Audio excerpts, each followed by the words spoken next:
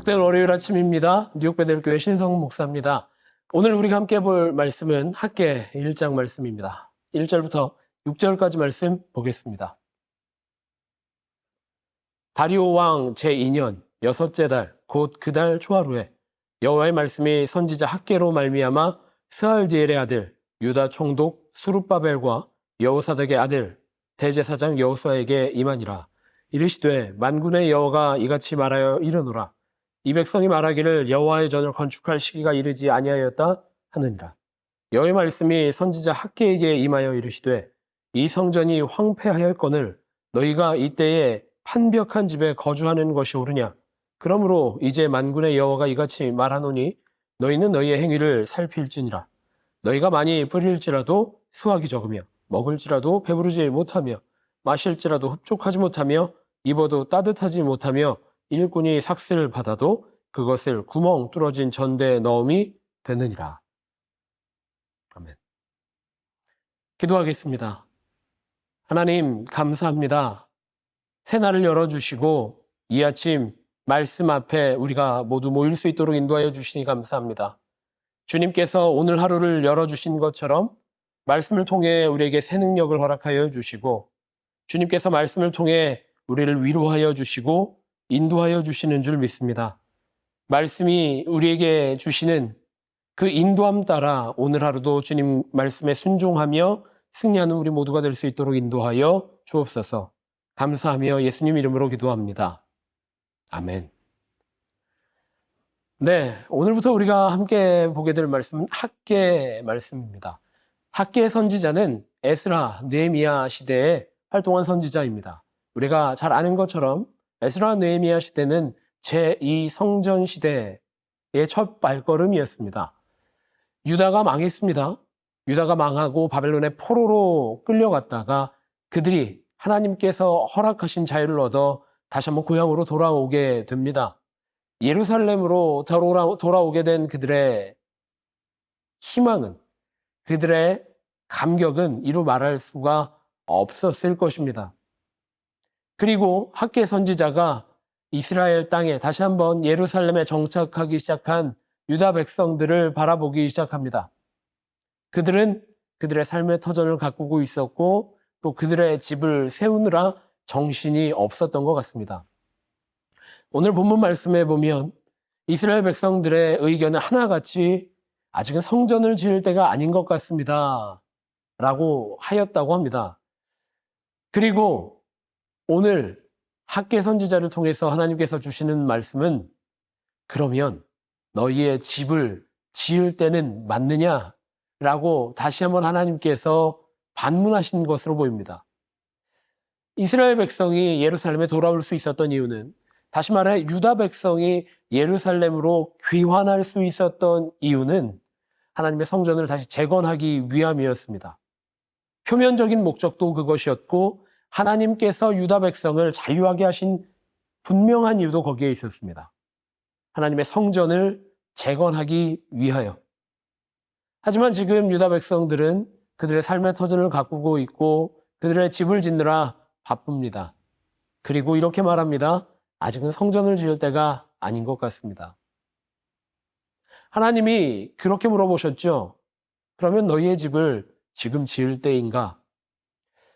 우리는 이스라엘 백성들의 생각과 또 하나님의 다시 한번 도전하시는 이 질문에 깊은 묵상에 빠져들게 됩니다.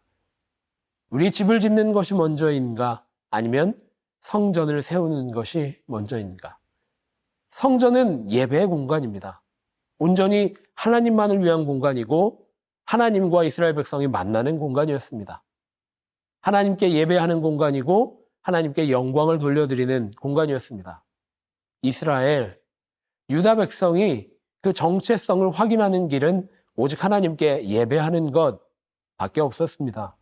그런데 지금 유다 백성들은 그들의 삶의 타전을 가꾸느라 정신이 없다라는 거죠. 또 너무 바빠서 성전을 지을 수가 없습니다 라고 이야기하고 있다라는 겁니다. 그들의 정체성은 차치해 두고 그들의 삶의 터전을 가꾸느라 정신이 없는 것, 하나님이 원하시는 것이었을까요? 하나님이 이스라엘 백성을 자유하게 하셨습니다. 하나님께서 유다 백성을 예루살렘으로 귀환하도록 허락하신 겁니다. 하나님께서 예루살렘으로 인도하신 이유는 하나님께 예배하는 예배자를 다시 한번 회복시키시기 위함이셨습니다. 우리 삶의 프라이어리티가 무엇인가? 우선순위가 어디에 있는가 생각해 보게 됩니다. 우리는 구원받은 백성입니다. 하나님께서 우리를 죄에 빠져 있는 죄와 사망의 권세에 눌려 있는 우리를 예수 그리스도를 통하여 예수님의 십자가를 통하여 구원하여 주셨고 우리는 구원받은 삶을 살게 된 은혜 받은 자들이다라는 것을 다시 한번 공감하게 됩니다. 우리 그리스도인은 바로 그런 사람들인 것입니다. 값없이 주신 은혜를 얻은 사람들, 주님께서 주신 새로운 삶을 살아가게 하신 사람들. 그래서 우리의 프라이어리티는 예배하는 것에 있습니다. 지금 삶의 터전이 너무 바빠서 예배 자리로 못 돌아오고 계시다면, 삶의 터전이 너무 정신이 없어서 성전을 재건하는 일에 집중하고 계시지 못하다면 다시 한번 그 걸음을 멈추고 우리가 어디에서 왔는가, 우리를 창조하신 그분이 어디에 계신가, 우리의 삶의 가장 중요한 것이 무엇인가 다시 한번 고민해 볼 수 있는 모든 성도들 되셨으면 좋겠습니다. 오늘 본문 마지막 6절에 보면 그렇게 기록되고 있습니다. 너희가 많이 뿌릴지라도 수확이 적으며 먹을지라도 배부르지 못하며 마실지라도 흡족하지 못하며 입어도 따뜻하지 못하며 일꾼이 삭슬 받아도 그것을 구멍 뚫어진 전대에 넣음이 되느니라.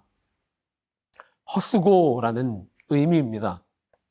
하나님 없는 그리스도인의 인생은, 구원하신 예수 그리스도의 핏값 없는 그리스도인의 인생은 아무 의미가 없다라는 것입니다.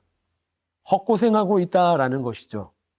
주님이 주신 은혜를 먼저 채울 수 있는, 주님의 말씀으로 우리를 먼저 채울 수 있는 복된 그리스도인들 되시기를 축복합니다. 주님 주시는 능력으로, 또 주님 주시는 지혜로 오늘 하루를 세워갈 때, 또 우리의 삶의 터전을 세워나갈 때 주님은 분명 주님이 주시는 능력으로 우리를 승리하게 하실 줄 믿습니다. 무엇이 먼저냐? 오늘도 우리에게 물어보십니다. 예배자로 서기를 원합니다. 고백할 수 있는, 또 결단할 수 있는 모든 성도들 되시기를 축복합니다. 기도하겠습니다. 하나님 감사합니다. 우리에게 말씀을 통해 우리가 예배자임을, 우리가 구원받은 백성임을 다시 한번 깨달아 알게 하시니 감사합니다.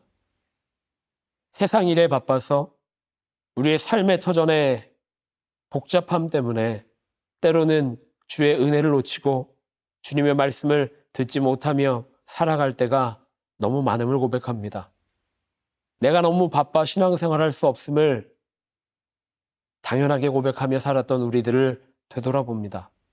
주님, 우리의 삶을 누가 창조하셨는지, 우리를 누가 구원하셨는지, 또 오늘 하루를 누가 허락하셨는지 깨닫는 은혜를 우리에게 허락하여 주시고 주님과 함께 동행하며 또 주님을 예배하는 예배자로 승리하는 우리 모두가 될 수 있도록 인도하여 주옵소서.